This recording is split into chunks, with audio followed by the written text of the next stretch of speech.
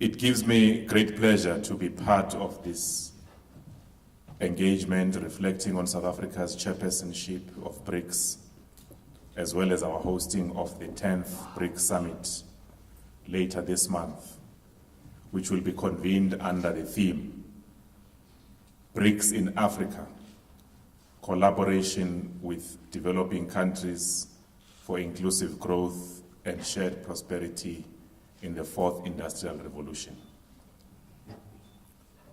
We take this opportunity to express our most profound gratitude for the warm reception and hospitality accorded to us by the people and government of the Platinum Province, Bokoni, Bupirima, the JB Marks Municipality, and the University of the Northwest. Permit me at the outset to convey an apology from the Deputy Minister of International Relations and Cooperation, Mr. Llewellyn Landers, who could not make it to this very auspicious occasion due to pressing commitments in Tshwane. As you are aware, today we have the honor and the privilege of hosting His Excellency President Nana Addo Akufo of Ghana and his esteemed delegation, who are undertaking a state visit to South Africa. Your Excellencies, ladies and gentlemen, we are hosting the BRICS Summit in a year that has been declared the year of Nelson Mandela, our late founding president who championed the building of a new, just, and equitable world order, an objective that, as you are aware, is central to the BRICS agenda. 2018 also marks the year of the centenary of Mama Albertina Sisulu, one of the icons of our liberation struggle, who was a selfless and tireless community worker for national emancipation, and indeed who contributed immensely to the democratic dividend that we enjoy today. South Africa's chairpersonship of BRICS formation takes place in the era of the fourth industrial revolution, which we seek to utilize to contribute towards the Africa we want in line with Agenda 2063 of the African Union. The fourth industrial revolution is different to previous revolutions due to its velocity, scope, and systems impact. The drive for sustainable, less carbon and waste-intensive production is and will have profound impacts on the structure of global production, trade, investment, employment, and education. Quantum leaps in technology and innovation are and will carry both enormous potential, opportunities, and benefits for industrial development, but also bring with them significant challenges for broader, inclusive socio-economic growth and development, especially for developing countries. These opportunities and challenges will call for new high-tech driven, innovative policy and regulatory frameworks by individual member countries and a closer, mutually beneficial and collaborative efforts, including new and existing multilateral mechanisms of cooperation to secure equitable and inclusive growth. In response to this development, our government has committed to establish a Digital Industrial Revolution Commission, which will include the private sector and civil society in order to leverage the opportunities presented by the fourth industrial revolution. In his maiden State of the Nation address in February this year, His Excellency, the President of the Republic, Matamela Cyril Ramaphosa, was categoric in this regard when he stated, and I quote, Our prosperity as a nation depends on our ability to take full advantage of the rapid technological change that is taking place in the world. This means that we urgently need to develop our capabilities in the areas of science, technology, and innovation. Close quote. Your Excellencies, ladies and gentlemen, we share the same sentiment with our BRICS partners that our engagements must be responsive to this revolution. In the same vein, we're conscious of the inherent global challenges, which include, among others, the continued shift of the center of global economic gravity from the West to the East and the South.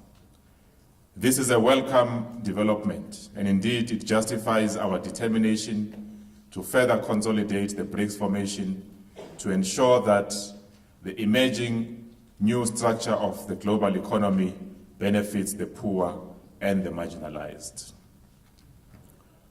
Furthermore, these changes present a timely opportunity for our continent to increase its efforts towards development and prosperity. In this regard, we welcome the establishment of the African Continental Free Trade Area, the CFTA, in March 2018 in Kigali, Rwanda.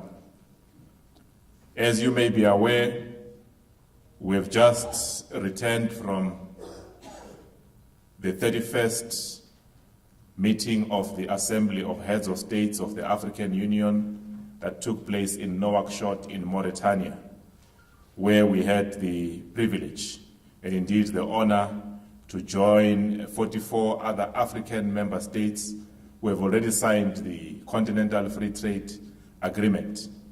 We are now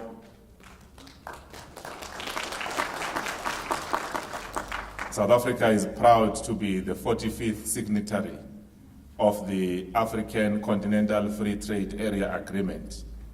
President Cyril Ramaphosa signed this agreement on Monday in Nouakchott this week. The implementation of the CFTA will contribute to continental economic integration, an aspiration that is central to the African Union's Agenda 2063, and indeed remains a critical component of the continent's efforts towards ensuring sustainable economic development. Both the Protocol on the Free Movement of Persons in Africa and the CFTA are two of Agenda 2063 key instruments. These two initiatives lay the framework for the fulfillment of the Pan-African aspiration of continental unity and integration in line with South Africa's vision of a better Africa in a better world. The CFTA will bring together 55 markets located in 55 African member states of the African Union, covering a market of more than 1.2 billion people, including a growing middle class with a combined gross domestic product of more than $3.4 trillion. The CFTA will assist, indeed, will create the opportunities, immense opportunities, unprecedented opportunities for South African businesses to expand their operations into the African market, and in so doing, boost intra-Africa trade and contribute to the continent's socio-economic development. Ladies and gentlemen, Africa's development agenda remains a critical thrust of our international relations program, and as such, our engagement in BRICS must contribute to the continent's populace. It is for this reason that we will utilize the Durban 2013 BRICS Summit format and convene an Africa outreach meeting with selected heads of states and government on the margins of the July 2018 BRICS Summit in Johannesburg. This continues from the 5th BRICS Summit that was held in eThekwini in 2013, and indeed is in line with BRICS support for African industrialization and infrastructure development. Pursuant to this objective, we've invited heads of states from the following countries to the BRICS Africa Outreach Dialogue: Rwanda, the current chair of the African Union; Senegal, the chair of the NEPAD, Heads of States and Government Implementation Committee; Gabon, the chair of the Economic Community of Central African States; Uganda, as the chair of the East African Community; Ethiopia, as the chair of the Intergovernmental Authority on Development; Togo, as the chair of the Economic Community of West African States; Zambia, as the incoming chair of the Common Market for Eastern and Southern African States; Namibia, as the incoming chair of SADC; Angola, as the chair of the SADC organ on politics, defense, and security. And indeed, we have also invited the chair of the African Union Commission, His Excellency Mr. Moussa Faki Mohammed, as well as the heads of the 6 functional RECs within the African continent. Beyond the Africa outreach countries, we believe that BRICS should expand its cooperation with the Global South and the international community in general. In this regard, continuing with the BRICS Plus formula and tradition that was established in China in 2017, we've invited the leaders of the following countries representing plurilateral and groupings of the Global South as well as the international community. Argentina is the current chair of the G20 and indeed a prominent member of Mercosur. Indonesia as the co-chair of the new Africa-Asia Strategic Partnership, NASP. Egypt as the chair of a group of 77 countries. Jamaica as the incoming chair of CARICOM, indeed an important member of the diaspora. Turkey as the chair of the Organization of Islamic Cooperation, and of course the Secretary General of the UN, His Excellency Mr. Antonio Guterres. Our view is that all non-state actors must also participate in the BRICS processes and mechanisms to ensure full ownership and benefit for our people. We will achieve this through the already established intra-BRIC cooperation work program, and indeed we're heartened by your presence here today because we intend to entrench engagements with the South African BRICS Business Council, BRICS civil society, and the academic community at large, amongst others. As members of the BRICS, we agree that our common future can be achieved by addressing common pressing challenges such as youth unemployment. This argues well with our national initiatives and a call by the President to work together on a social compact to create jobs for young citizens. You will remember that within this purview, the Youth Employment Service Initiative was launched in March this year. Allow me to take this opportunity to invite you as our stakeholders to play an active role to ensure that we realize the initiative's targets of creating more work experience opportunities for at least 1 million young people in various industries in the country. The future of this country indeed lies in the hands of its young people, who make up to 66% of the national population. Your Excellencies, ladies and gentlemen, allow me to also take the opportunity to inform you that South Africa has proposed, as part and parcel of the broader menu of issues of engagement within the framework of BRICS, we've proposed the establishment of a number of new working groups, as well as the establishment of new areas of cooperation within the framework of BRICS. And these are the establishment of a working group on peacekeeping. As you know, South Africa will be assuming a seat in the UN Security Council from 2019 to 2020. We will be privileged to serve in the United Nations Security Council for the third time.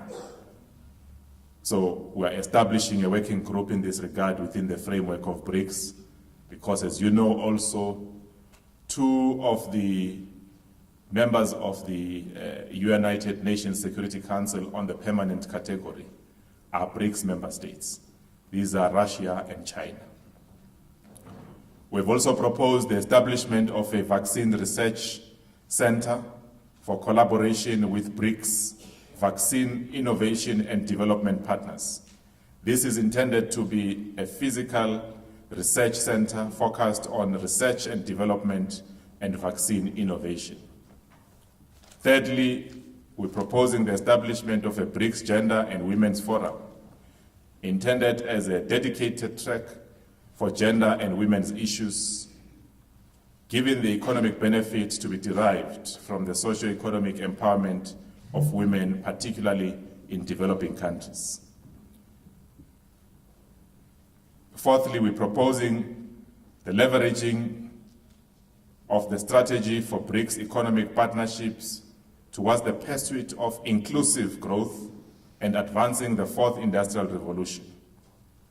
This is intended to foster discussions to address opportunities provided by the fourth industrial revolution as a means of leapfrogging development, particularly in developing countries and in Africa. The importance of bridging the digital divide. And lastly, we're proposing the establishment of a BRICS tourism track of cooperation.